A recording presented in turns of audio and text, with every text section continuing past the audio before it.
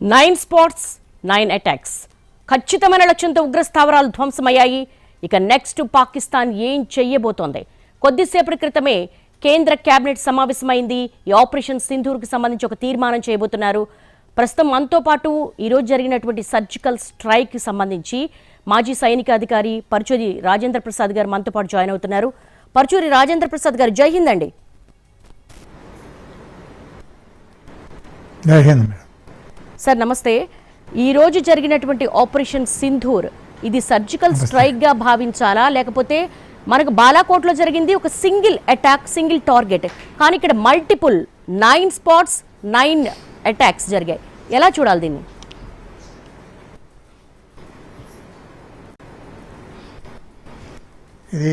ఇదైతే serious మ్యాటరే madam. Matter అయితే సీరియసే. కాబట్టి మనం కూడా చాలా గట్టిగానే ఎదురిగిస్తున్నాం. మన మోడీ గారు కూడా చాలా మంచి స్టెప్ తీసుకున్నారు. కాబట్టి మనమే దీంట్లో విజయం సాధిస్తామని నేను నమ్ముతున్నాను మేడం. అంటే ఇప్పుడు జరిగింది కేవలం ఒక ట్రైలర్ మాత్రమే. అంటే దీన్నే మనము వార్ సిగ్నల్గా మనం పాక్ పంపించాము, ఒక హెచ్చరిక పంపించామని భావించవచ్చా? Yes madam. సార్, మీరు యాజ్ ఏ రిటైర్డ్ సోల్జర్గా, ఒక మాజీ సైనికాధికారిగా యుద్ధ వ్యూహాలు ఏ విధంగా ఉంటాయి? అసలు సరిహద్దుల్లో ఉద్రిక్తతలు ఏ విధంగా ఉంటాయి? ఎల్ఓసి దగ్గర ఏ విధంగా ఉంటుంది? చాలా సీరియస్గా ఉంటుంది మేడం. అది ఎప్పటికప్పుడు ప్రాణాలు గుప్పిట్లో పెట్టుకొని బతకాల్సిన పరిస్థితి అనమాట. ఎప్పుడు ఏం జరుగుతుందో కూడా తెలియదు అనమాట. ఎప్పుడు ఎవరు దాడి చేస్తారో, ఏం జరుగుతుందో కూడా తెలియని పరిస్థితి అనమాట. ఇప్పటి వరకు మనకు పాక్తో 4 యుద్ధాలు జరిగాయి. ఆల్మోస్ట్ మీరు ఏదైనా ఒక వార్లో పార్టిసిపేట్ చేసిన సందర్భం ఉందా అండి? 1971 వార్లో పార్టిసిపేట్ చేశాను మేడం నేను. సో అప్పుడు ఎలా ఉందండి? ఎందుకంటే సట్లెజ్ నది దగ్గర మేము 71. Please continue. 1971 వార్లో నేను పార్టిసిపేట్ చేశాను madam. I have got 4 medals in that war. Okay. బాగా చేశాం మేడం ఆ 1971 వార్ మాత్రం. దాంతో వాళ్ళు బాగా దడిచిపోయారు. మన జోలి రావడానికే వాళ్ళు ప్రయత్నించలేకపోయారు. అంటే 1971 వార్ తర్వాత మళ్ళీ 2025లో ఇప్పుడు సర్జికల్ స్ట్రైక్ ముందు నిన్న బుధవారం రోజు, ఈ రోజు 4 గంటలకు కూడా మొత్తం కొన్ని స్టేట్స్ ఏవైతే ఉన్నాయో దేశవ్యాప్తంగా ఉన్న స్టేట్స్లో మాక్ డ్రిల్ నిర్వహించబోతున్నారు. ఇది 1971 తర్వాత ఇదే మొదటిసారి. అంటే అప్పుడు ఏం జరిగిందండి? అసలు సరిహద్దుల్లో ఎవరు కవింపు చర్యలకు దిగారు?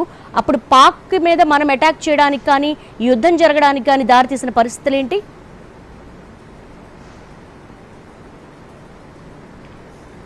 అప్పుడు పాక్కి మన ఎదురు తిరగడానికి కారణాలు ఏంటంటే మేడం, బంగ్లాదేశ్ని ఇండిపెండెంట్ కంట్రీగా చేయడానికి మనం సపోర్ట్ చేసాం.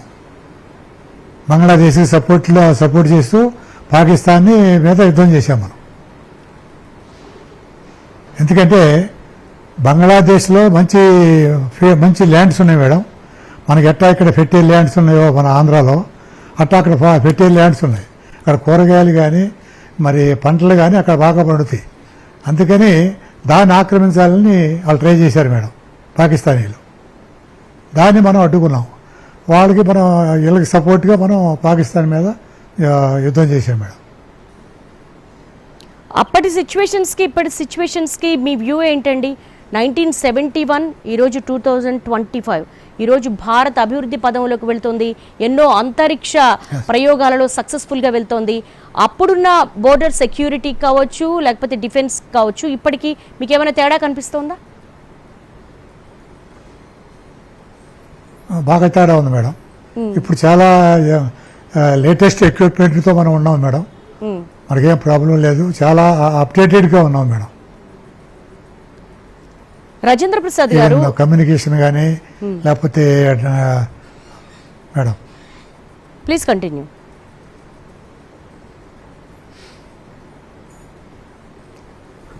ఇప్పుడు చాలా అప్డేట్గా ఉన్నాం మేడం. కమ్యూనికేషన్ సైడ్ కానీ లేకపోతే ఆమినేషన్ సైడ్ కానీ చాలా అడ్వాన్స్గా ఉన్నాం పాకిస్తాన్ కంటే కూడా మనం మేడం. మీరు పాకిస్తాన్ మనల్ని ఏం చేయలేదు, మనమే పాకిస్తాన్కి మళ్ళీ ఇంకో దెబ్బ చూపిస్తామండి. ఎగ్జాక్ట్లీ, మనము 4 యుద్ధాల్లో గెలిచాము, 4 యుద్ధాల్లో వాళ్ళు ఓడిపోయినప్పటికీ కానీ ఇప్పటికీ కవ్వింపు చర్యలకు ఇప్పటికీ భారత్ని ప్రవోక్ చేస్తూనే ఉన్నారు. ఈ సర్జికల్ స్ట్రైక్ జరగడానికి కూడా కేవలం పహల్గామ్ దాడితో పాటు పాక్ కవ్వింపు చర్యలు కూడా ఒక కారణంగా భావిస్తున్నారు. మీరు 1971 వార్లో పార్టిసిపేట్ చేసినప్పుడు అసలు ఫస్ట్ ఒక యుద్ధం ప్రారంభమయ్యేటప్పుడు ఎట్లా ఉంటుంది అది? అంటే చొరబాటుగా ముందుగా ఆర్మీ యాక్షన్తో వెళ్తారా, లేకపోతే వైమానిక దాడులతో బిగిన్ అవుతుందా? ఎలా బిగిన్ అవుతుంది? 3 ఎట్ ఏ టైం అటాక్ అవుతాయి మేడం. వైమానిక దాడులు ప్లస్ ల్యాండ్ మీద కూడా పొజిషన్ తీసుకుంటాం మేడం. ఒక్కొక్క డివిజన్కి ఒక డివిజన్ ఉంటుంది మేడం. డివిజన్లో సమ్ ఇవి ఉంటాయి, నెంబర్ ఆఫ్ రెజిమెంట్స్ ఉన్నాయి. ఆ రెజిమెంట్స్కి ఆ డివిజన్ ఎక్కడ పొజిషన్ తీసుకోవాలి యుద్ధం వచ్చేటప్పుడు అనేది పక్కగా ఎర్ర మార్క్ చేసి ఉంటుంది. దాని ప్రకారం వాళ్ళు అక్కడ పొజిషన్ తీసుకుంటారు మేడం. సో త్రివిధ దళాలు కూడా ఈ వార్లో పార్టిసిపేట్ చేస్తాయి. మేము డెహ్రాడూన్లో ఉండేవాళ్ళం మేడం. మాది పీసీ ఏరియా. అప్పుడు ఆ పీసీ ఏరియా నుంచి మేము రాజస్థాన్ వెళ్ళేవాళ్ళం. రాజస్థాన్ వెళ్ళి పొజిషన్ తీసుకునేవాళ్ళం. 14 డివిజన్ మాది, 14 ఇన్ఫెంట్రీ డివిజన్. అసలు సరిహద్దుల్లో ఉద్రిక్తతలకి ఫస్ట్ బోర్డర్ దగ్గర ఎలా ఉంటుందండి? ఎల్ఓసి దగ్గర ఎలా ఉంటుంది? చాలా సీరియస్గా ఉంటుంది మేడం. ప్రాణాలు గుప్పిట్లో పెట్టుకొని బతకడమే. ఎప్పుడు ఏం జరుగుద్దో, ఎప్పుడు ఎవరిని బాంబింగ్ చేస్తారో, ఎవరిని చంపుతారో కూడా తెలియని పరిస్థితి మేడం. అన్నిటికీ సిద్ధమయ్యే మేము యుద్ధంలో దిగుతాం మేడం.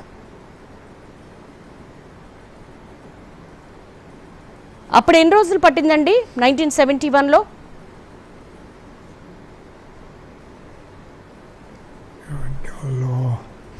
ఎన్ని నెలలు?